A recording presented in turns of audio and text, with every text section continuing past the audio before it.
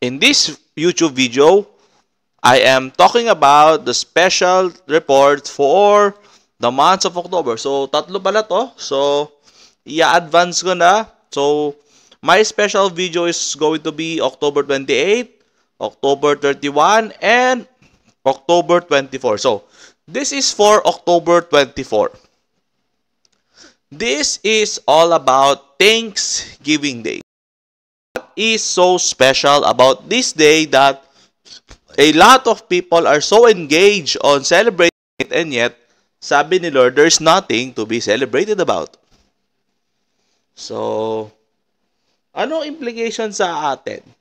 Ano ang implication nito sa ating buhay, no? So, today, we are not really appreciating, or would you say, we are not perishing the consequences that Thanksgiving had, unlike before.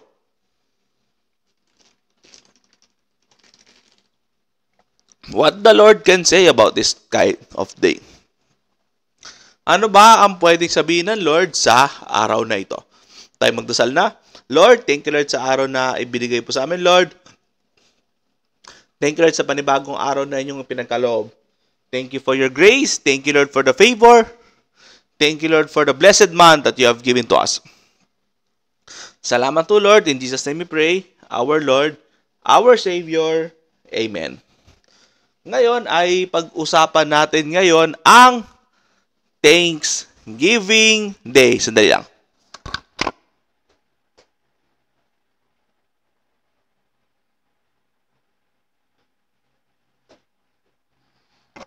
For that, so ngayon ay pag-usapan natin ngayon ang ano ba ang effect nito sa America, because Thanksgiving Day was originally celebrated in the United States of America, in which America is not yet established as the United States of America as we know today. So, don't be confused kasi may ilan kasi nako-confuse na when I say America, it's pertaining to the United States of America.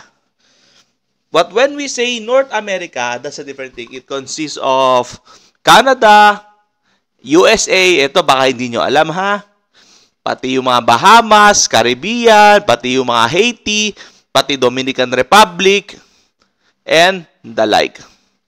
From Mexico below, it's already, Mexico is still part of the North America. So, South America is going to be starting from Venezuela and below. So, wag kayo malito ha. Pag sinabi kong America, it's the United States of America. Before, kasi, hindi pa na-establish ang western side of America, in which that is a different story, no? You may listen to Johnny Harris' video.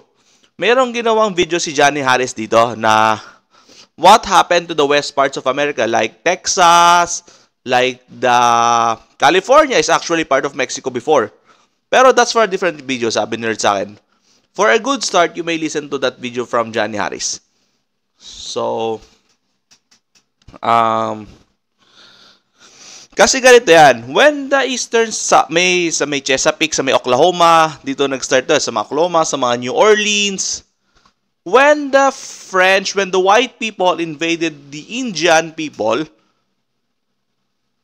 and syempre, napagtagumpayan nila, no? So, America of today is not really a country for the whites. Hindi talaga puti ang nauna na nakatira dyan. It is the Indians who came first before them. So, meron pa ba ang mga tao before the Indians? Yes, but they have settled in properly. Hindi sila dumaan sa madugong digmaan like the whites did before. You can research it on Pinterest. Meron kasi talagang map ang North Americans before. Kung Crayux ba yan, meron talaga silang certain territories there. But the Indians have settled in properly with them. With the First Nations, they have settled in properly. Pero kasi iba kasing usapan nung dumating na yung mga French, yung mga Spanish, they really forced their way out. So, ano ba masasabi ng Lord dito for today? So, ngayon, kasi it's commemorating that event, pero sabi ni Lord, bakit nyo kinocommemorate ang isang hindi naman talaga magandang araw? Yun ang sabi sa akin ni Lord. Why do you celebrate the day that it is not really good? Why do you celebrate the day that a lot of blood has been shed? Is it a good day? Sabi sa akin ni Lord, pag-isipan natin to. So, this is a special video. So, it is not just about thinking of, kasi masaya kasi. Pero sasabi nyo, kung masaya, sana inisip nyo rin, ano ba yung other side of the coin? Ano ba yung mga naging kapalit? Ilang American Indians ba ang namatay para lang maklaim ng white? So, do you really think this is biblical? Sabi nga ni Solomon, di ba? One of the 30 Proverbs, do not separate the ancient borders that your fathers has given. Ibig sabihin nun, mo papakialaman yung mga borderlines nung mga sinauna sa'yo. Not unless they are giving it to you. Kunwari, yung taong nasa pass mo, sa'yo talaga ibibigay. That's okay. Pero kung kukunin mo sila by force, like what they did, the whites did, is something that is unacceptable in the eyes of the Lord. So therefore, when you celebrate Thanksgiving, it is like you're also appreciating the victory that the whites did. Paano naman yung mga American Indians na namatay? Paano naman sila? See? Sabi mo, uy, di, tapos na tayo dun eh. Yun na nga eh. So, parang ginusto mo na ganun talaga yung mangyari. So, okay, we're in the 21st century na. Okay, sige, tapos na tayo dyan. Ano gagawin natin? Sabi ni Lord, simple, di wag nyo nang pansinin yung Thanksgiving Day. Just ignore it. Wag nyo rin kamuhian kasi nga sabi ni Lord, tapos na eh. Sabi ni Lord, you shall not be mad for no reason, sabi sa Lord. Dapat, magalit ka may dahilan, hindi yung tipong magagalit ka lang for no reason. Parang, kasi pag nagalit ka pa dyan, wala rin naman magagawa, tapos na nga eh. The best thing that you can do is wag mo na nang pansinin.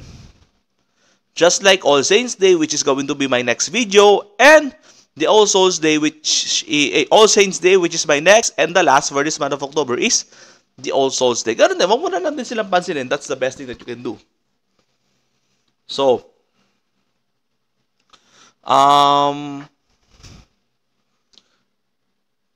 lot of countries, especially the westernized countries, especially in the United States of America, celebrate this blessed day.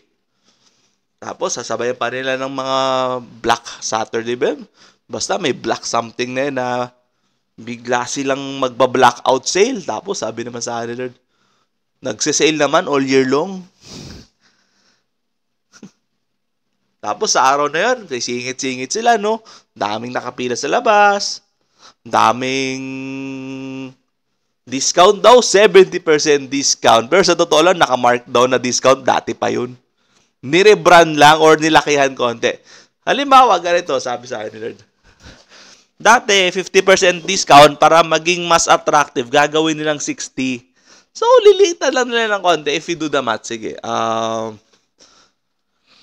I'll give you, for example, a price, no? So, for 500, so, sabihin natin, no? Time, ano siya? 50%. It will give you 250 pesos. So, eto So, halimbawa, before, siguro the month of October, a week before yung Black Day na yan, no? So, I forgot kung anong tawag nila dyan. Basta tinatapat nila sa Thanksgiving yan eh. Somewhere like that. So, gagawin nila dyan, sabi sa kanila, gagawin nilang times 60%. So, wait. So, gagawin nilang, wait. Gagawin nilang around 200 pesos halimbawa. So, from 250 down to 200. So, sa American price is just $1 difference. So, it's not really much of a big deal. So, hindi siya talagang, hindi siya yung malaki, pero syempre, para magkaroon ng sales, talagang they will just deceive you on doing that. Ito pa, sabi sa akin, ang isa-sale nila, hindi naman yung pagkain, hindi naman yung, ang madalas isa-sale nila dyan, yung mga gamit na ipe-phase out naman din in the first place. So, rather than they have zero, they will do something to have a profit of it. So, bakit ko di-discuss? Kasi it's part of the beauty of Thanksgiving Day. Para talagang ma-feel mo. Para makalimutan mo na ang dami-daming taong namatay na wala naman dahilan para lang magkaroon ng Thanksgiving Day. Para lang makuha ng puti yung lupa na hindi naman sa kanila. And this is what they also do in California dati, before. Because California, the Lord said, is part of Mexico. Texas is also part of Mexico before. So, do you know also that, although Alaska is a different story, of course we know the history, it's from Russia, binili lang siya ng America for a certain price. So, American Samoa is also a German land before na binili lang din ng States. Pero, sabi sa akin ni Lord, pero ito, hindi ito video for today. Nagtataka ka ba kung bakit bumibili ang Amerika ng lupa? The NMI is not really the Northern Mariana Islands, the Saipan, is not really a part of the main 50 states of America. Bakit yung Alaska, malayo naman siya sa mas malapit nga siya sa... If you travel by land, you will just think of it. It is near in Canada or in Russia compared to the mainland United States. Pero bakit yung state of Alaska considered?